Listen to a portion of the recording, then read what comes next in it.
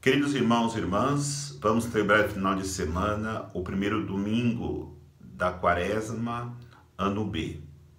A liturgia da palavra nos apresenta os seguintes textos para serem refletidos. Primeira leitura do livro de Gênesis, capítulo 9, versículos de 8 a 15. O salmo responsorial é o Salmo 24. A segunda leitura de 1 Pedro, capítulo 3, versículos de 18 a 22. O Evangelho de São Marcos, capítulo 1, versículos de 12 a 15. A liturgia da palavra nos fará algumas propostas para que nós possamos buscar neste tempo da Quaresma a verdadeira conversão do nosso coração. A primeira proposta é meditarmos sobre o dilúvio. O dilúvio é uma aliança de Deus para com o seu povo.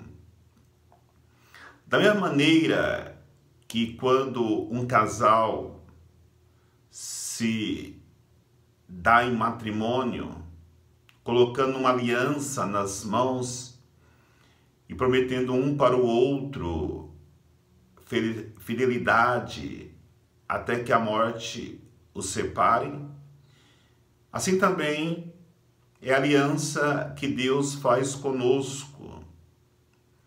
E quando nós recebemos a graça de fazermos uma aliança com Deus, nós precisamos também manter a fidelidade. Deus é sempre fiel. E quando nos propõe a aliança, é porque Ele quer que nós estejamos sempre em comunhão, intimidade com Ele. Mas muitas vezes somos tentados por situações de nos apegarmos ao dinheiro, às coisas, às pessoas e nos tornarmos infiéis à proposta de aliança que Deus nos fez e firmou conosco. Por isso é importante sempre buscarmos a intimidade com Deus para que o nosso coração não desvie do seu caminho. E o tempo da Quaresma é o tempo mais propício para que possamos viver e firmarmos esta fidelidade na aliança de Deus para conosco e também a aliança que nós firmamos com Deus no dia do nosso batismo. Dilúvio também é nós mergulharmos nas águas do dilúvio, matar o homem velho com a sua malícia, com seus pecados, com seus maus desejos e ressurgirmos uma pessoa nova, transformados pelas águas do dilúvio, que simboliza o batismo que nós recebemos e nos tornamos novas pessoas em Jesus Cristo. O dilúvio também simboliza, ao sairmos desta água, saiamos plenificados de alegria e vendo uma vida cheia da graça de Deus. Por isso, temos que pedir intensamente, nesse tempo da Quaresma, que Deus faça com que nós acordemos para a vida. Precisamos acordar para a vida. Acordar porque muitas vezes, embora Deus esteja sempre nos chamando à conversão, nós acabamos por estarmos sonolentos, como os discípulos lá no Monte das Oliveiras, que não puderam vigiar por 1 hora. E por outro lado também, acordar é porque muitas vezes passamos a vida inteira em preto e branco. A nossa vida não tem cores, não é colorida.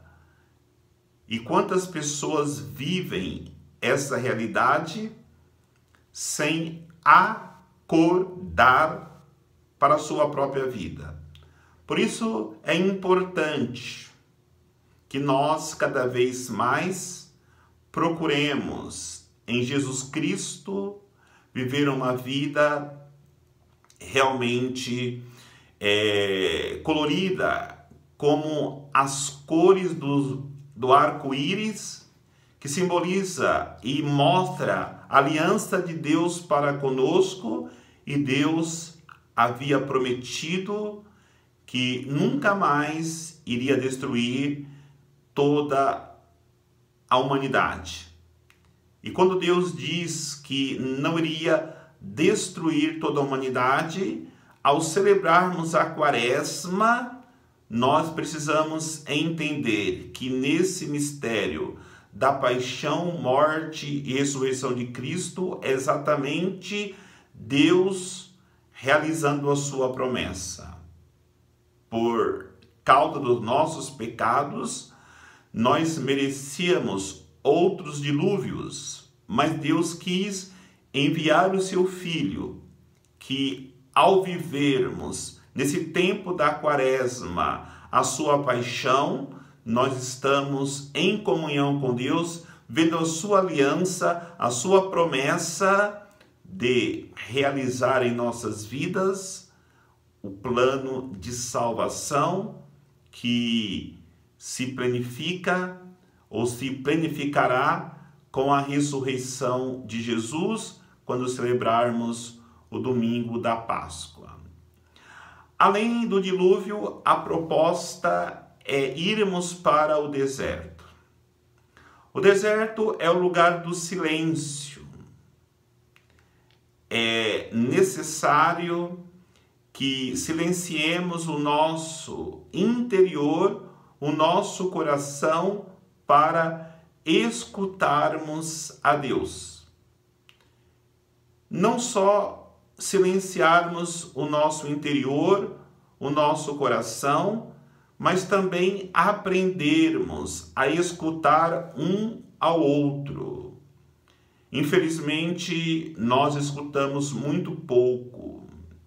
E quando nós não aprendemos, e quando nós não conseguimos silenciar, nos retirarmos para o deserto, como Jesus vai dizer no Evangelho de hoje, se retirou para o deserto cheio do Espírito Santo, nós corremos o risco de não escutar a voz de Deus falar dentro de nós e nem escutar a voz do irmão que clama pela nossa ajuda. Aliás, corremos o risco de ficarmos gritando um com o outro e não deixarmos o nosso coração entrar em comunhão com o outro, porque muito mais com a voz gritando é o nosso coração que irá falar com a outra pessoa. Como também a importância de silenciarmos não só para escutar o nosso interior, não só para escutar o nosso irmão, mas principalmente para escutar a Deus. Nós conhecemos aquele cântico: eu te busquei no barulho e mais vazio eu fiquei, meu Senhor. Então é importante nós aprendermos a escutar a voz de Deus que fala ao nosso coração, porque infelizmente nós ouvimos, mas não escutamos. Quando ouvimos, a palavra chega no nosso ouvido. Quando escutamos, a palavra chega no nosso coração. E ninguém se converte só ouvindo a palavra de Deus. Nós nos convertemos quando escutamos, quando a palavra vai no nosso coração e transforma e muda a minha vida. Mesmo porque nós sabemos que o deserto é o lugar de muitos perigos, de feras, de bichos peçonhentos, escorpião, cobras. Se nós não estivermos preparados, seremos tentados no deserto, como Jesus foi tentado no evangelho de hoje, e nós sairemos vencidos por essas tentações. E o deserto que nós caminhamos hoje é o mundo.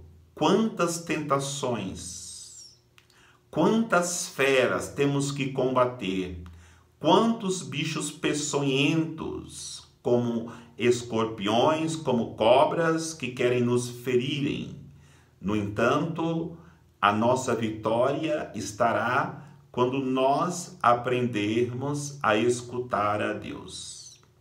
Também o deserto é o lugar de alucinações, de visões. Quantas vezes no deserto da vida nós olhamos e vimos ou vemos comida, como a pessoa no deserto vê alucinações. Quantas vezes nós olhamos nesse deserto e vemos bebidas e pensamos que ali iremos saciar a nossa fome e saciar a nossa sede. No deserto se vê por alucinação areia e se pensa que é ouro. A realidade da nossa vida é muito por aí. Nós achamos que estamos bebendo no mundo, mas estamos morrendo de sede. Nós achamos que estamos comendo no mundo, mas estamos morrendo de fome.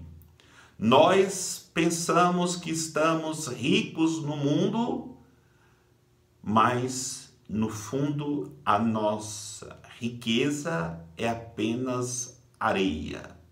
Como é importante fazermos como Jesus, ao nos retirarmos para este deserto, não façamos sem estarmos cheios do Espírito Santo. Então a caminhada quaresmal é este convite de Deus para que nós possamos nos planificar, tornarmos cheios do Espírito Santo para podermos vencer qualquer batalha. Então, a proposta é vivermos a quaresma exatamente como Deus quer que vivamos, e nós aprendemos já na quarta-feira de cinza, com as armas que Deus nos deu para que possamos travarmos qualquer batalha nesse deserto da vida. Então eu tenho que me propor a uma vida de jejum, de mortificação. E fazer jejum é, quem comia 2 pães, passará a comer um único pão. Quem comia 2 bifes, passará a comer apenas um bife. Quem tinha por costume fazer 5 refeições, para apenas 3 refeições, 2 refeições por dia. Isso é mortificação, é a caridade, dar esmolas, visitar pessoas doentes, até pessoas presidiárias, orientar pessoas perdidas na vida, no alcoolismo, nas drogas, seja qual for a dificuldade que a pessoa esteja passando, isso é caridade, quando nós nos aproximarmos para ajudarmos estas pessoas. A oração, quem rezava 1/3, passe a rezar 2/3.